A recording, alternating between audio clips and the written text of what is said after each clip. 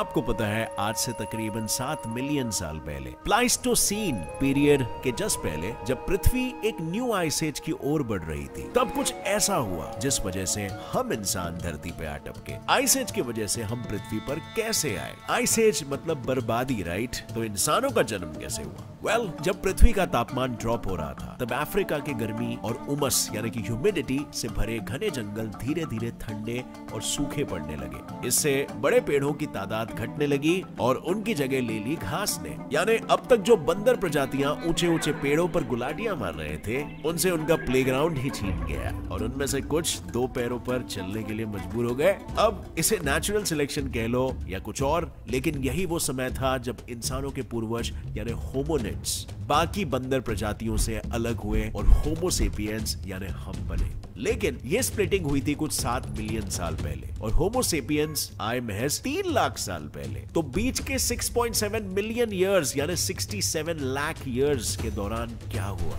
Well, इस सदी को हम कहते हैं प्री हिस्ट्री की इतिहास से पहले। और आज का ये वीडियो इसी के लिए डेडिकेटेड है कि हिस्ट्री शुरू होने से पहले क्या हुआ था। So let's unravel the mystery in our today's video titled human origin, what happened before history. आज से तकरीबन 7 मिलियन साल पहले होमोनिड्स मॉडर्न बंदरों के पूर्वजों से अलग हुए। तब होमोनिड ट्राइब के जो सबसे पहले जीव उभर के आए ना, वो थे सहेलांथ्रोपस, जो कई मिलियन सालों तक ऑलमोस्ट बंदरों जैसे ही दिखते थे और बस नए क्लाइमेट और एनवायरनमेंट के साथ मांडवली करके जीते थे। पर आखिर ऐसा कब तक चलता? समय के साथ ढलना जरूरी होता है और इसीलिए तकरीबन 6 मिलियन साल पहले सहेलांथ्रोपस किसी पेड़ के ब्रांचेस की तरह अलग अलग दिशाओं में इवॉल्व हुए और होमोनिड ट्राइब के अन्य जेनेरा जैसे आर्डिपिथेकस जो 5.8 से 4.3 मिलियन ईयर्स पहले, ऑस्ट्रेलोपिथेकस जो 4.2 मिलियन से 1.78 मिलियन ईयर्स पहले, पैरांथ्रोपस जो 2.7 से 1.2 मिलियन ईयर्स पहले और होमो जो 2.4 मिलियन से अभी तक प्रेजेंट है, इन स्पीशीज में तब्दील हुए। अब वैसे तो सभी जेनेरा इंडिपेंडेंटली इवॉल्व हुए थे, मगर इनके चेहरों को देखकर कोई भी ये साफ अंदाजा लगा सकता है कि समय के साथ उनके फेस के मुकाबले स्कल बड़ा हो रहा था, जिसका मतलब ये था यस, उनके भेजे बढ़ रहे थे, इंटेलिजेंस बढ़ रही थी, कंट्रोल ओवर द एनवायरनमेंट बढ़ रहा था। लेकिन जब भेजा सबका बढ़ रहा था तो इन सभी जेनेरा में से सिर्फ जीनस होमो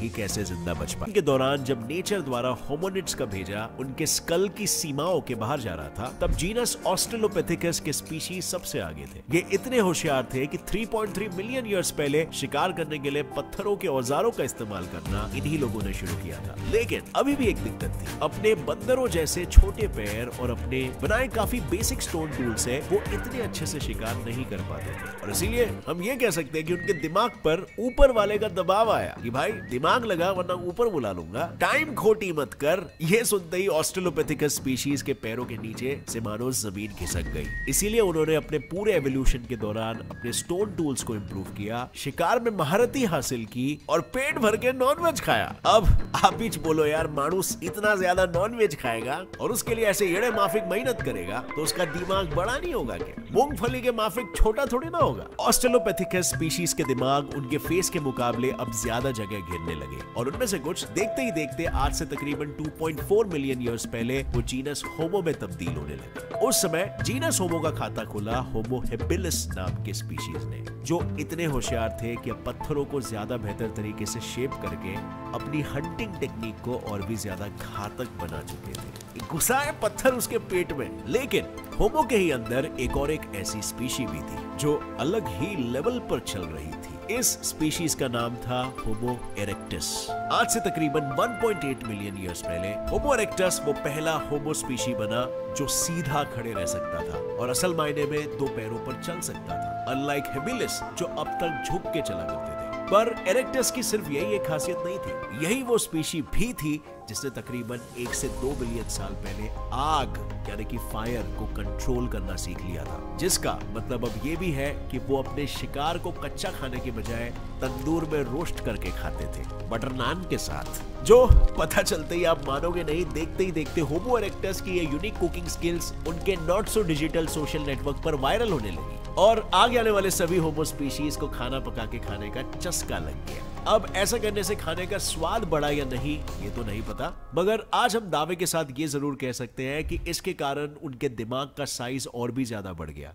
क्योंकि मांस से मिलते थे ढेर सारे प्रोटीन्स जो एनिमल ओरिजिन के ही होने की वजह से प्लांट प्रोटीन्स के मुकाबले बॉडी में ज्यादा तेजी से एब्जॉर्ब होते थे। क्या आप अंदाजा लगा सकते हो इसके बाद क्या हुआ होगा? Well, you guessed it right. तकरीबन 300 से 400 हजार साल पहले एवोल्यूशन से दो सबसे होशियार होमो स्पीशीज उभर कर सामने आए, होमो निएंडरथालेंसिस और होमो सेपियंस। ये दोनों स्पीशीज मॉडर्न ह्यूमंस की तरह काफी क्यूरियस थे, इसीलिए अब साउथ अफ्रीका के छोटे से इलाके में रहना इन्हें गवारा नहीं था। इन्होंने तकरीबन 80 से 100,000 साल पहले अफ्रीका के अन्य इलाकों में और उसके बाहर के इलाकों में कदम रखना शुरू कर दिया और देखते ही देखते पूरी दुनिया भर में फैल गए। लेकिन अगर एक अननोन टेरिटरी में कदम रखना होता है तो वहाँ बहुत सारी कठिनाई झेलनी पड़ सकती है। जंगली जानवरों का खतरा, शिकार मिलेगा या नहीं, अनसर्टेनिटी और ऐसा बहुत बहुत कुछ। तो आखिर इसका सलूशन क्या निकाला जाए, ये सवाल उन्हें दिन रात सता रहे थे। उन्हें यह समझ नहीं आ रहा था कि अगर वो खतरनाक जानवर सामने आ गया तो उनका शिकार कैसे करेंगे, और अगर शिकार मिला ही नहीं तो खाना कहां से लाएंगे। जो सोचते सोचते आखिर में उनका हथियारों की तरफ देखने का नजरिया ही बदल गया।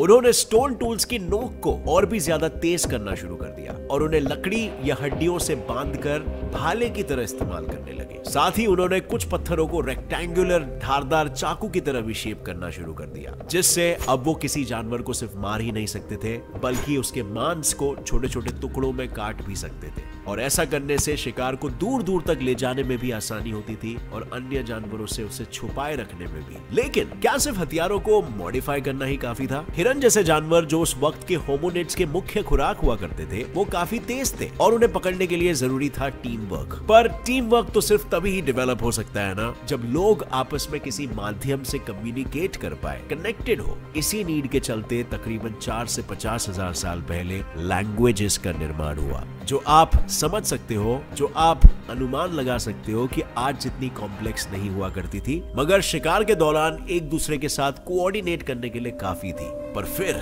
हुआ कुछ ऐसा जिसकी गुत्थी आज तक कोई नहीं सुलझा पाया है। आज से तकरीबन 30,000 साल पहले निएंडरथाल्स अचानक से विलुप्त हो गए। अब ऐसा क्यों हुआ, इसके ऊपर अभी भी खोजें जारी है, पर इस वक्त के बाद सिर्फ एक ही होमो स्पीशीज बच गई थी और वो थे हम, होमो सेपियंस। और रुको, अभी से तालियां बजाना शुरू मत करो, क्योंकि इनके नसीब में भी अभी बहुत कुछ कांड होने बाकी थे। निएंडरथाल्स के विलुप्त होने के कुछ हजार साल बाद पृथ्वी पर एक मिनी आइस एज आया, जो ऑलमोस्ट आज से 15,000 साल पहले तक जारी था। अब क्योंकि सेपियंस को उनके पूर्वजों ने आग जलाना सिखाया था, इसीलिए उन्हें इस आइस एज को झेलने में कोई खास तकलीफ तो नहीं हुई। लेकिन आइस एज के दौरान हुई खाने की कमी ने उन्हें एक इम्पोर्टेंट चीज जरूर सिखा दी। शिकार पे जाने के बाद खाना मिलेगा या नहीं, इसकी कोई गारंटी नहीं, और इसीलिए इस अनसर्टेनिटी से डील करने के लिए तकरीबन 10,000 साल पहले एग्रीकल्चर की परंपरा शुरू हुई। और इससे अब वो खाने की जरूरत को पूरा करने के अलावा और चीजों पर भी फोकस कर सकते थे,